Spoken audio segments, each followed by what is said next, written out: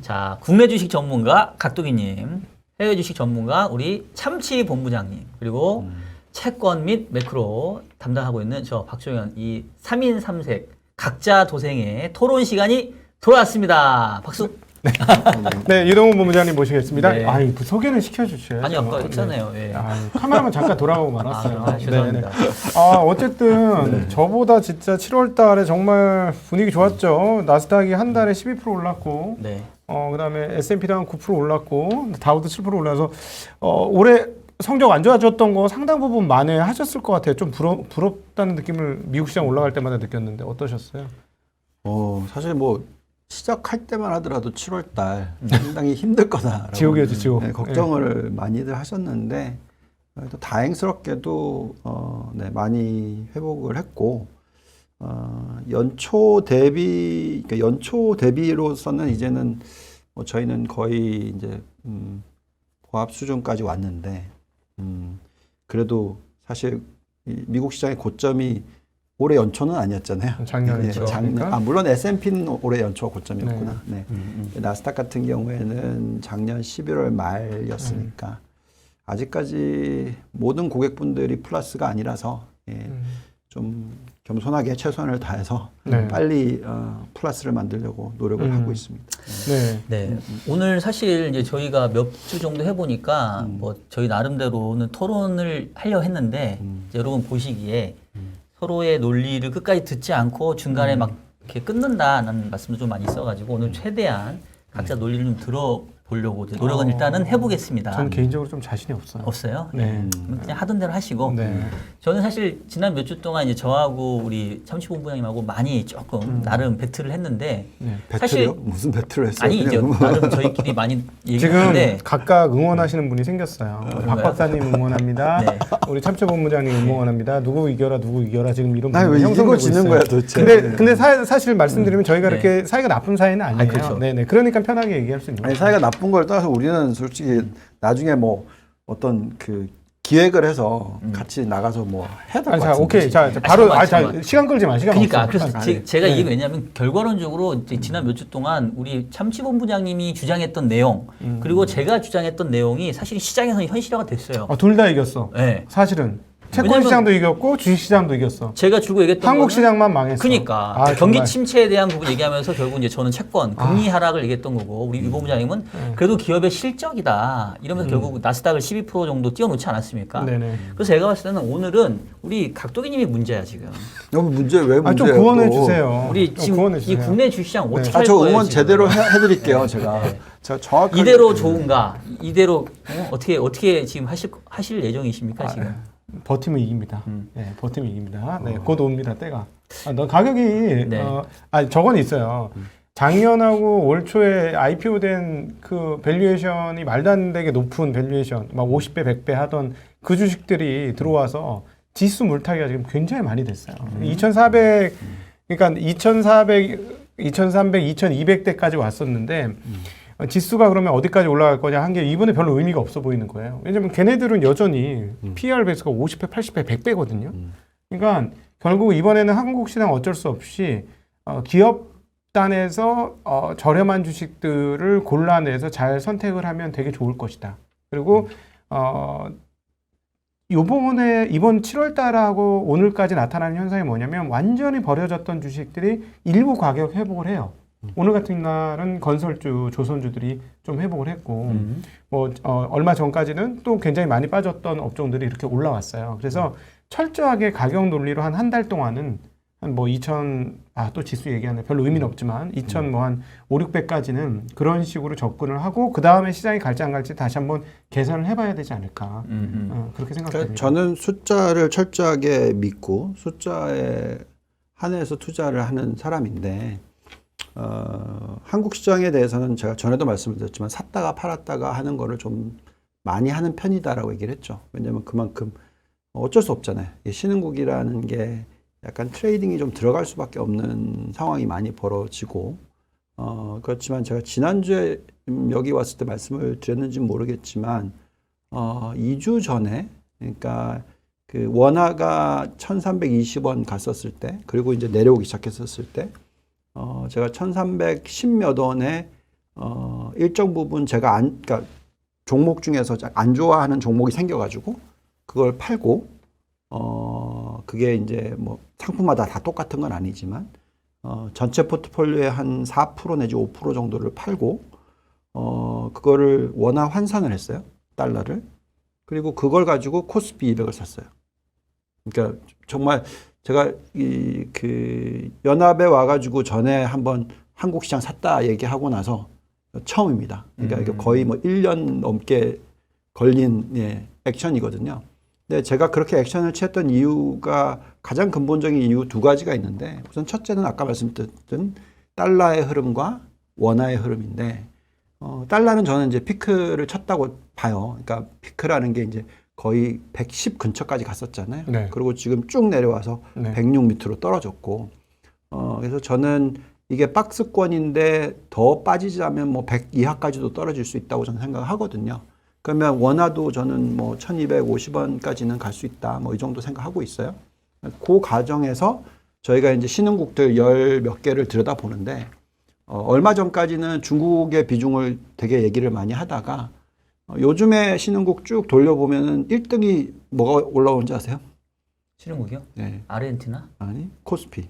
코스피? 1등. 7월은? 예, 2등이 뭐가 올라오냐면 대만, 네. 3등이 코스닥, 네. 예, 아시아 4등이 쪽에서? 베트남, 아니야, 전체. 똑같은 나라네요. 네. 다 네, 지금 베트남, 전기전자 많이 만들고 네, 해서. 그다음에 5등이 심천. 아마 4, 5등이 베트남이랑 심천이랑 비슷해요. 네. 그러니까 이제 중국이 위에 있다가 떨어졌고 왜냐면 많이 올랐으니까. 네네네. 한국은 워낙 언더퍼폼을 하다 보니까 네. 그거 올라왔어요. 저는 그냥 거기에 맞게 신흥국 투자를 해야 되겠고 달러는 약간 약세로 갈 것 같고 그러면 뭘 사야 되냐? 가장 싸 보이는 게 한국이다. 예, 그래서 샀어요. 근데 나스닥이 좀 더 많이 올라가지고 뭐 그렇긴 한데 종목은 어쨌든 제가 판 종목은 뭐 오르지 않고 오히려 빠졌으니까 그게 리티아 모터스라는 종목인데 그러니까 자동차 판매 회사예요.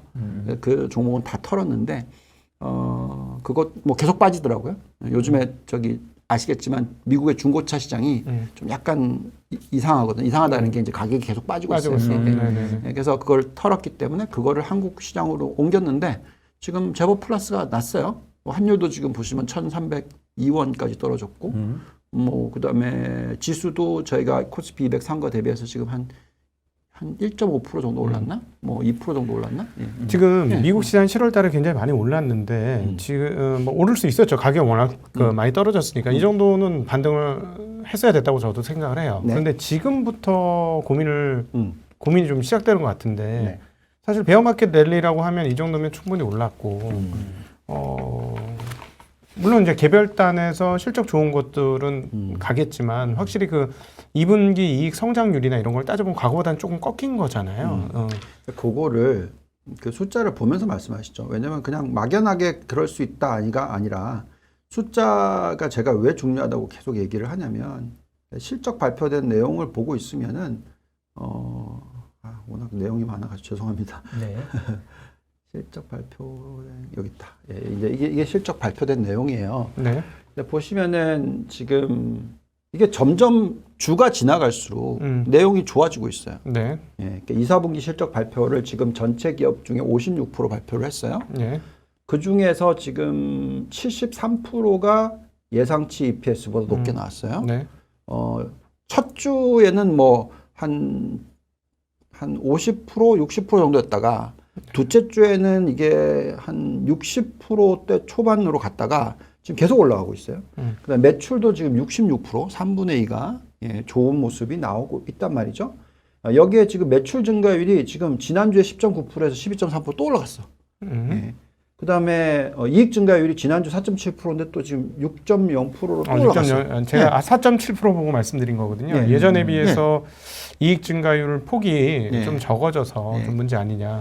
그래서 지금 올라갔죠. 그러니까 결국 이게 무슨 얘기냐면 기본적으로 시장이 생각보다 기업들의 펀더멘탈이 안 꺾이고 있다. 그리고 많은 분들이 이제 3분기에 대해서 걱정을 하거든요. 저도 살짝 걱정을 했는데 이미 요 실적이 나오면서 조정을 빠르게 받고 있어요. 그래서 원래 이제 순이익 마진율이나 영업 마진율이 2, 4분기 대비해서 3, 4분기 제법 올라갈 거라고 예측은 뭐였냐면 12.34%에서 12.7%로 0.3%포인트 올라갈 거라고 지금 예측이 되고 있었단 말이죠. 근데 그게 이번 실적 발표하면서 12.32, 12.4%로 올라가고 3분기는 떨어뜨리고 이런 현상이 지금 나오고 있단 말이죠. 그래서 실질적으로 제가 판단하기에는 3분기 실적이 발표되는 시기에는 또 실적이 또 잘 나올 수 또 있다. 괜찮게 나왔다 이거죠. 그래서 저는 지금 현재 상황에서 미국 증시를 여기서 베어마켓 랠리니까 던지자 뭐 충분히 그럴 수 있다고 생각해요. 그렇지만 지금 던지지 말자 저렇게 생각하는 거고 왜냐하면 실적이 꺾이는 모습이 안 나오면 이미 벌써 고점 대비해서 34% 35% 빠뜨렸던 나스닥이었고 고점 대비해서 24% 빠뜨렸던 S&P였기 때문에 이미 실적이 많이 꺾일 거를 이미 예상을 했는데 지금 여태까지 4, 4분기 실적, 1, 4분기 실적, 2, 4분기 실적은 물론 성장률은 떨어졌지만 이익이 깨지지 않았단 말이죠. 그러니까 마이너스가 나온 게 아니란 말이죠. 그러면 지수가 저렇게까지 마이너스 가면 보통 실적이 나오면 오히려 반등을 하게 돼 있다고요. 그래서 당연히 경기 침체가 나와서 EPS가 마이너스로 가서 그러면 실적이 안 좋아지니까 주가도 깨질 거다. 요게 베어마켓 랠리 논리거든요. 근데 3, 4분기가 나왔는데 4, 4분기가 나왔는데 2, 4분기랑 비슷하다 그러면 안 깨진단 말이죠. 저는 그것까지는 다 동의해요. 그 부분은 맞는데 지금 제가 이제 작년도에 한국 시장 하면서 제일 걱정했던 게 야씨 미국 시장 너무 세가지고 저거 꺾이면 어떡하지 하는 두려움들이 계속 있었는데 결국 꺾이면서 우리도 한 방 더 먹었거든요. 작년 6월부터 지수가 빠졌는데 추가로 6개월이 더 빠졌어요. 저희는 그러니까 장장 1년 한국 시장 빠졌는데 그런 입장에서 보면 지금 현재 미국 시장은 적정 밸류에이션을 찾아가기 시작했다는 거죠. 거의 다 찾아왔다. 옛날 작년 11월이라든가 올해 1월은 적정 밸류에이션보다 좀 높은 권역에 있었으니까 물론 이제 여기서 다시 적정 권역 상단까지 끌어올릴 수도 있죠. 쉽게 얘기하면 퍼밴드의 상단으로 끌어올릴 수도 있긴 한데 네. 그렇게 되기에는 이제 금리를 올려야 되는 이런 상황이라서 그 오르막이 상당히 방해를 할 것 같고 그럼 결국 적정 밸류에이션 뭐 예를 들어 PER 배수 뭐 16배 뭐 이 정도 내외에서 계속 움직여야 되는 거 아니냐. 그럼 결국은 미국 증시의 상승은 기업 실적 상승 에 의해서 올라가는 거 외에는 공간이 많이 남지 않지 않았느냐 하는 그렇죠. 생각을 하거든요. 그런 부분이 네. 그러니까 제가 이 시장이 꺾이기 전에 우리가 판단했던 제가 생각했던 미국 증시의 고점. 그러니까 이제 끝물은 끝물이라고 계속 얘기를 해드렸잖아요. 끝물의 끝물 중에서 그럼 지수가 얼마까지 갈 수 있느냐 이 부분이었거든요. 그래서 우리가 나스닥이 16,200까지 갔었고 S&P가 4,800까지 갔었을 때. 저희가 그때 계산했던 거는 정말로 뭐 고점을 찍을 정도 수준의 밸류에이션이라고 생각했었을 때가 S&P 기준으로 뭐 5,400, 5,500 정도, 그 다음에 나스닥 기준으로 17,000, 18,000 정도 이 정도로 봤었단 말이죠. 근데 그걸 못 찍었잖아요. 그거 빠졌어요. 그래서 지금 현재 다시 이제 구해 보면은 그 정도까지 갈지에 대한 의구심은 지금 생겼어요. 제 개인적으로도. 물론 수익률이 많이 회복을 했다 하더라도, 앞으로 얼마나 더 롱 포지션에 그거를 가져갈지 부분에 있어서, 이제, 계속해서 이제 숫자를 측정을 하겠죠. 그 숫자를 측정하는 방법 중에 하나가 M2 숫자를 가지고 저는 하기도 하거든요. 그 M2를 가지고 계산했었을 때는, 이런 숫자들이 나오는데, 여기서 보면 대충 이런 숫자가 나오는데 보면은 그 뭐 S&P 기준으로 5,400 뭐 그다음에 나스닥으로 16,000 뭐 이런 숫자가 나오고요.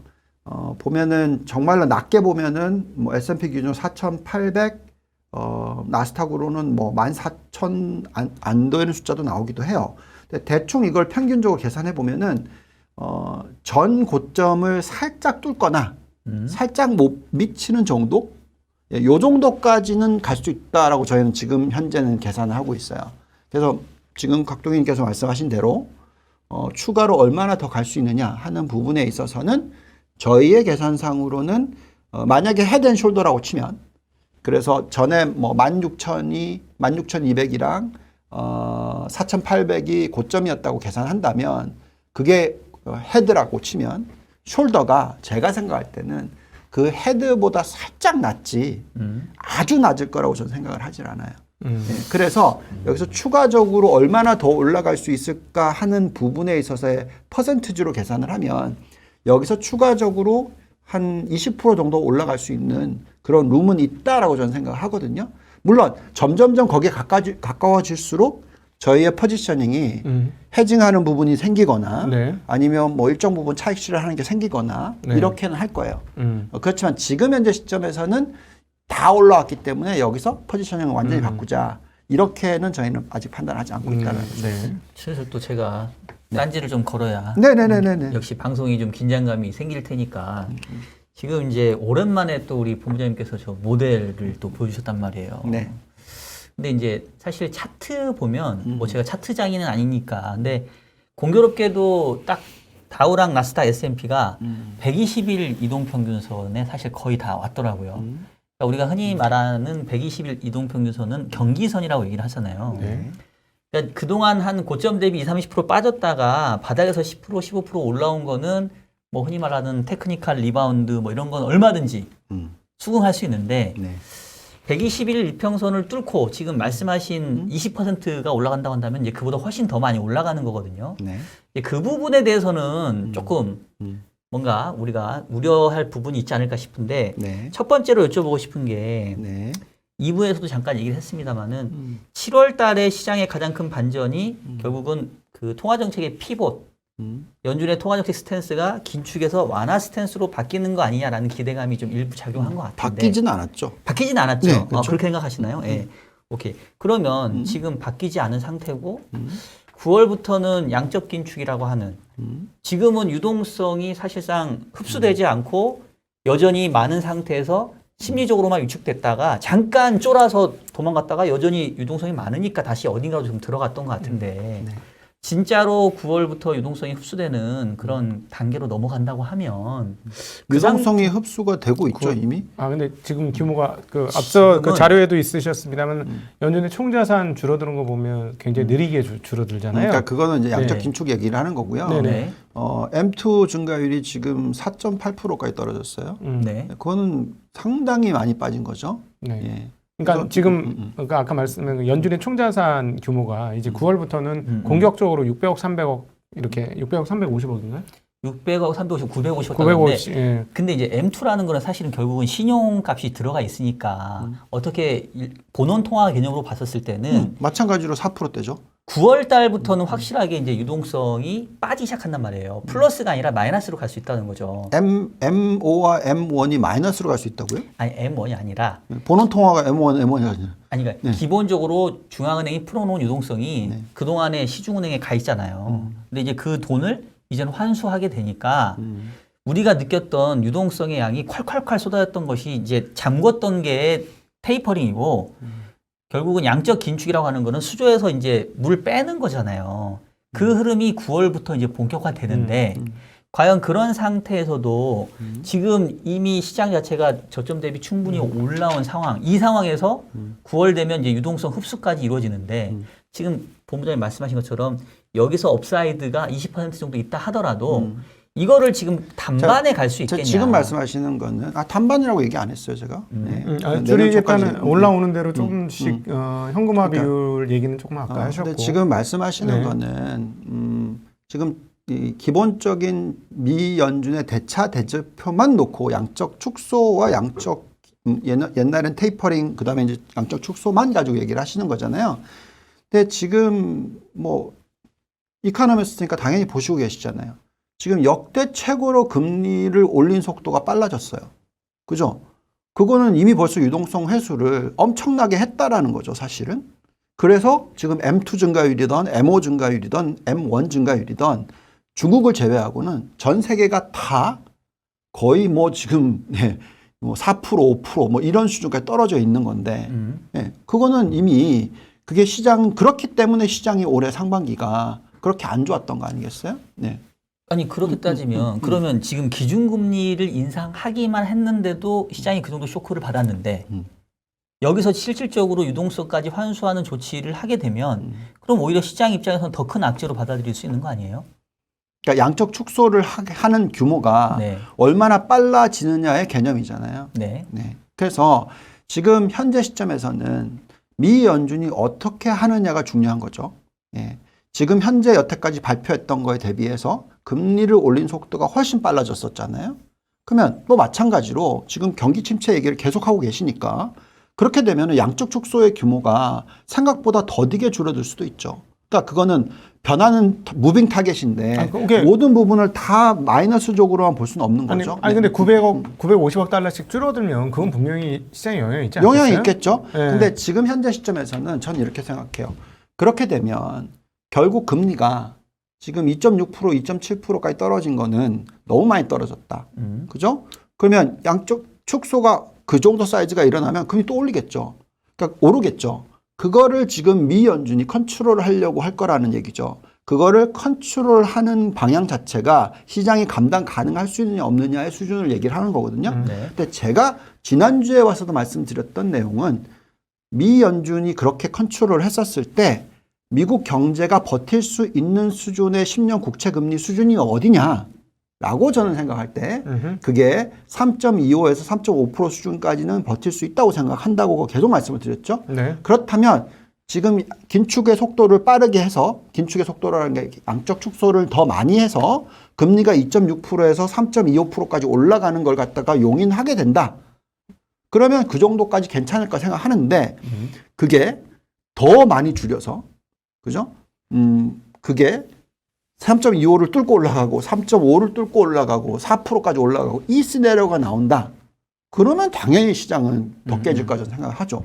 그래서 그냥 무조건 이렇게 될 거니까 여기에 맞춰서 생각을 하지 않고 저는 네. 이게 지금 현재 어느 정도의 금리 수준이 어느 정도의 적정 가치와 어떻게 변하는지를 항상 재면서 투자를 해야 된다고 저는 생각하는 거고 지금 현재의 2.6%의 금리 수준이라면 이게 3%대 초반 중반까지 가더라도 지금 현재 밸류에이션으로 계산했었을 때 그렇게까지 폭락장이 나올 정도는 아니다라는 얘기를 해드리는 근데 어쨌든 거죠. 이제 금리가 올라가면서 계속 부담스러운 건 사실이고 당연하죠. 그다음에 이제 그건 9월부터 본격적으로 그 QT를 하기 시작하면 더 부담스러운 게 있으니까 네.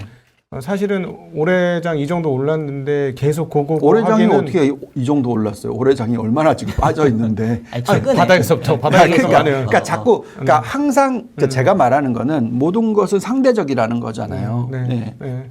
그래서 아니 그렇게 따지면 아니 이익이 줄지도 않았고 이익이 계속 늘고 있는데 그죠? 시장이 왜 25% 빠졌냐 이렇게 얘기할 수도 있는 거잖아요. 그러니까 모든 건 상대적이라는 거죠. 아, 옛날에 비쌌고 지금은 적정가라는 느낌이 들어요. 그러니까 미국 저는 증시가. 그렇게 생각을 하지 않는다라는 네, 거죠. 네, 제 모델은 그렇게 얘기를 안 해주고 있다고 얘기를 자꾸 네. 해드리는 거고요.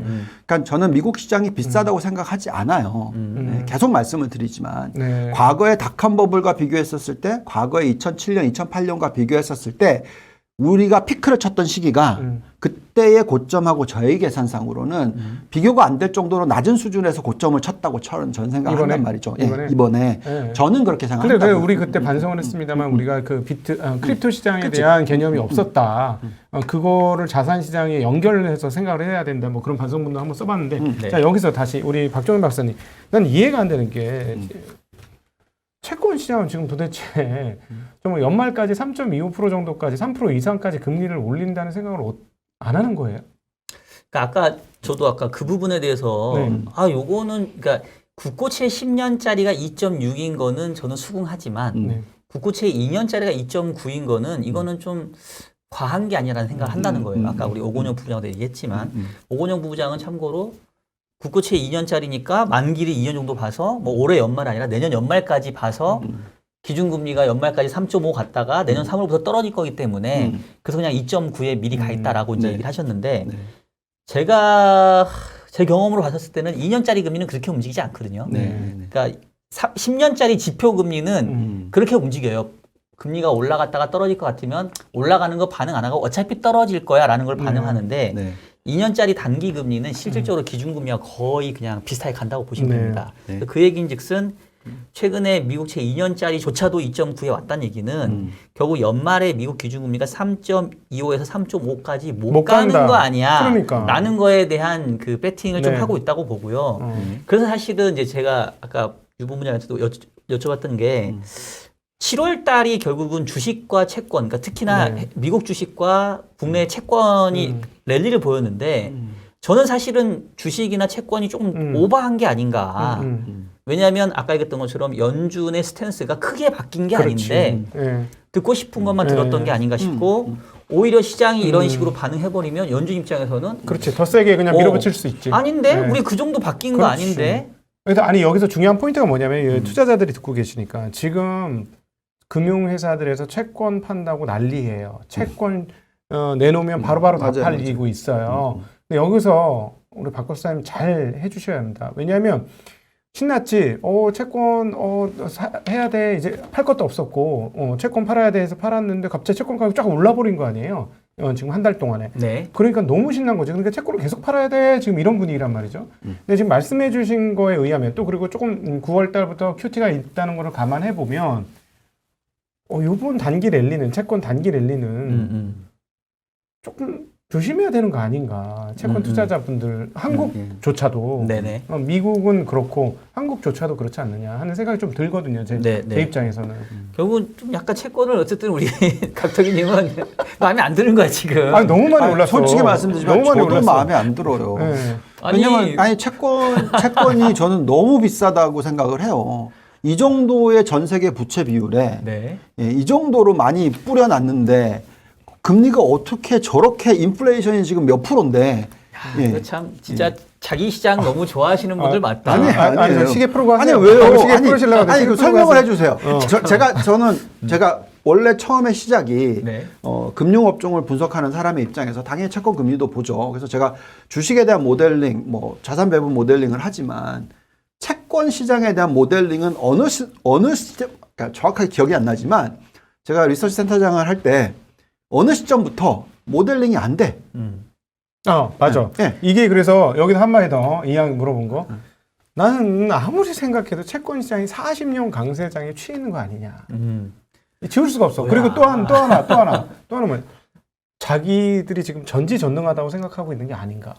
우리가 금융시장을 마음대로 핸들링할 수 있어. 우리는 워낙 자금이 크니까 우리가 원하는 대로 이렇게 찍어 누르면 찍어 누르는 대로 방향은 가게 돼 있어. 요거 하나만 좀 올려주시겠어요? 지금 하나 올려주시면은 이게 이제 제가 미국의 10년 국채 금리를 보고 있는 차트예요. 그래서 과거에 1920년도에 이렇게 떨어졌었을 때 이때가 정부 부채 비율이 정말 높았었을 때란 말이죠. 이게 2차 세계대전 이후에요. 그래서 낮은 금리였단 말이죠.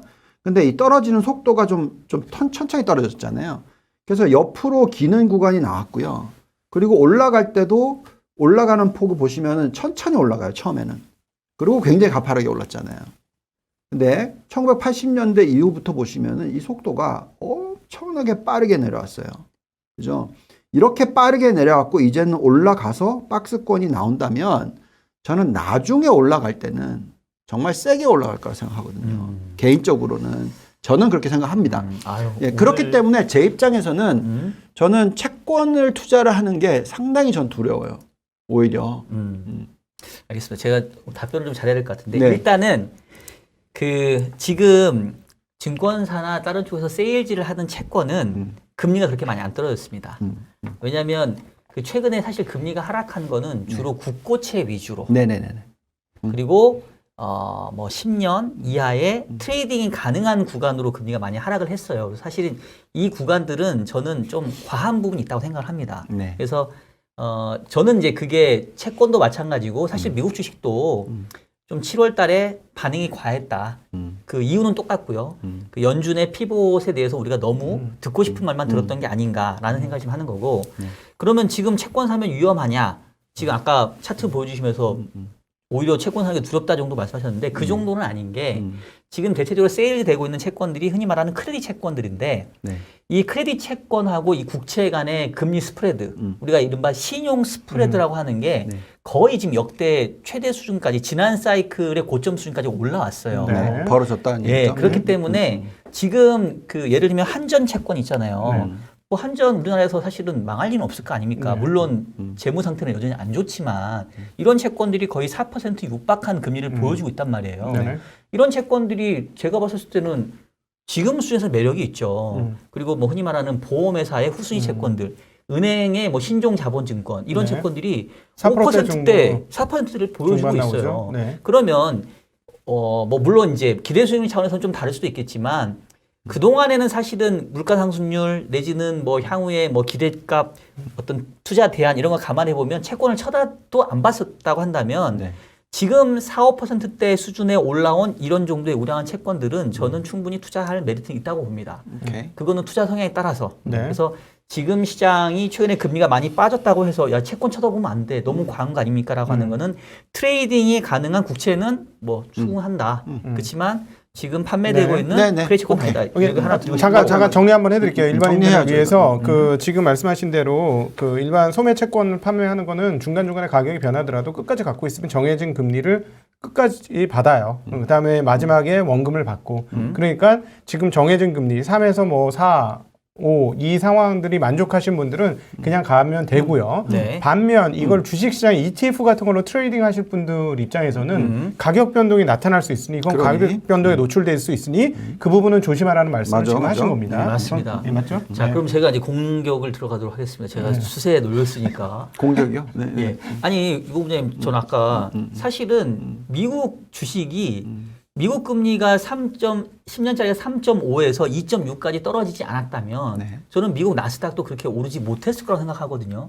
저는 그렇게 생각하지 아, 않아요. 그래요? 네. 아, 자, 간단하게 얘기를 해드릴게요. S&P 500 기준으로 제가 말씀을 드리는 게 뭐냐면 S&P 500에 어쨌든 지금 이제 주가가 좀 올랐고요. 오르기 전에 그 S&P 500의 이 배당 수익률을 계산했었을 때 한 뭐 1.7% 정도 나와요. 자, 그렇다면은 비싼 게 맞아요. 그죠? 왜냐하면 10년 국채 금리가 3%, 3.5%까지 네. 갔으니까. 그죠? 그렇게 계산하면 그래요. 근데 이제 여기서 이 회사들이 돈을 잘 벌기 때문에 자사주 매입과 소각을 하는 그게 매년 있잖아요.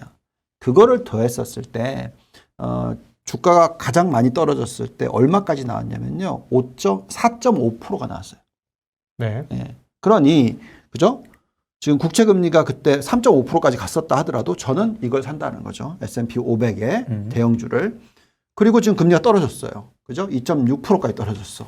근데 지금 이게 떨어졌죠. 당연히 주가가 올랐으니까. 네. 근데 여전히 자사주 매입 소각 플러스 알파 하면 3.5%가 나와요. 2.7%보다 더 높단 말이죠.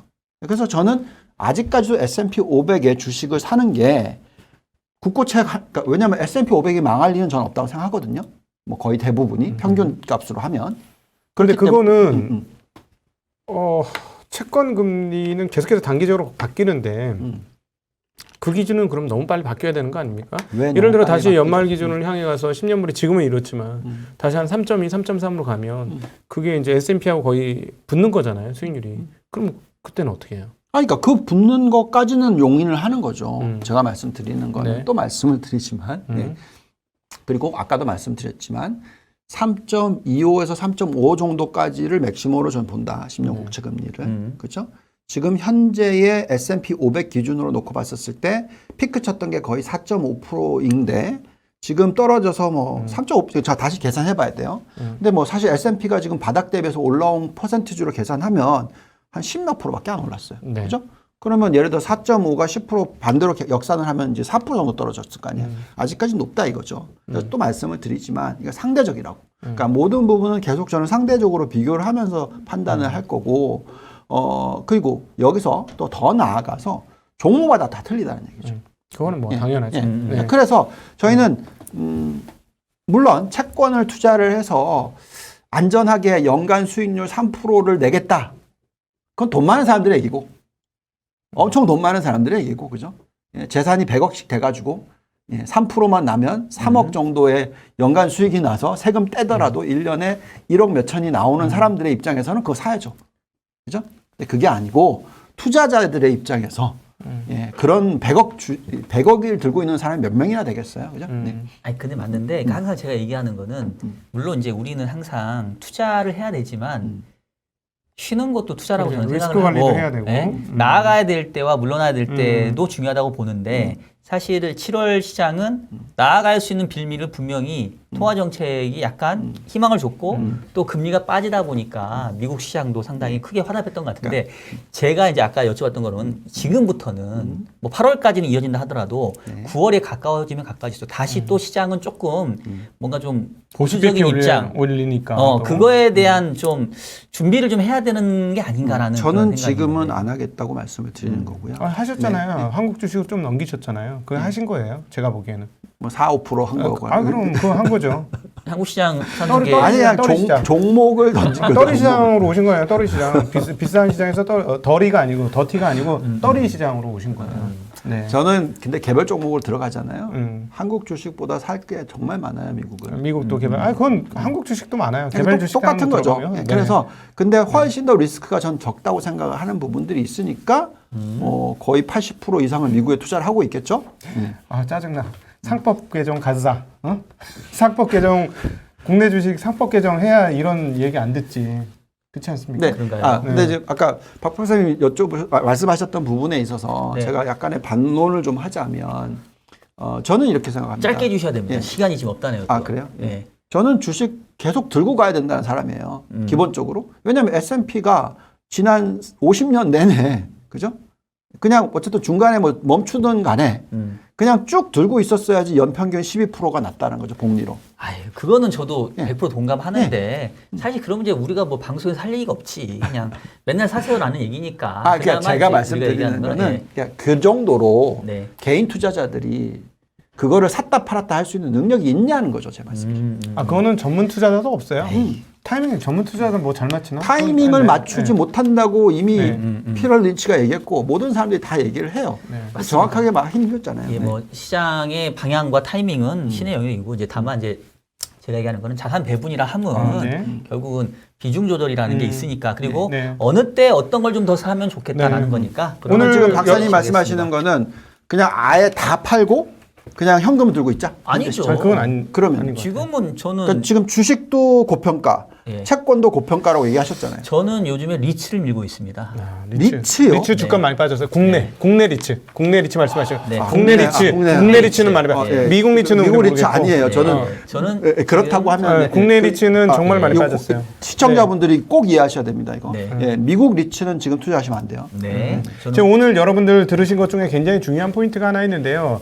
이 자산을 운용하는 사람들은 금리를 기준으로 생각을 합니다. 그래서 앞서 우리 본부장님도 얘기를 하셨습니다만 미국 국채 금리와 그 다음에 주식의 환상 금리를 비교해서 높은 쪽으로 배분을 더 하겠다. 그리고 사실 우리 박 박사님도 그렇게 배분을 하시는 거잖아요. 그렇죠. 그러니까 이 부분은 꼭 기억을 하시면 자산 관리하는 데 도움 되실 것 같습니다. 네, 알겠습니다. 오늘도 시간이 후딱 지나갔습니다, 여러분. 근데 진짜 벌써 9시 됐어요? 네, 저희가 좀 시간을 좀 앞으로 좀 더 늘리도록 하겠고요. 오늘 끝까지 시청해주신 2,300분 여분 나가시기 전에 좋아요 한번 꼭 눌러주시기 바라겠고요. 그리고 여러분 오해하시지 말게 저희 방송 끝나고 끝이 아닙니다. 바로 이어서 연합 인포맥스 D가 이어집니다. 오늘 김승주 고려대 정보보호대학원 교수님과 함께 또 가상자산 탈중앙화 시대의 내 지갑을 지키는 방법에 대해서 얘기한다 하니까 어디 가지 마시고 계속 인포맥스 라이브와 함께 해주시기 바라겠고요.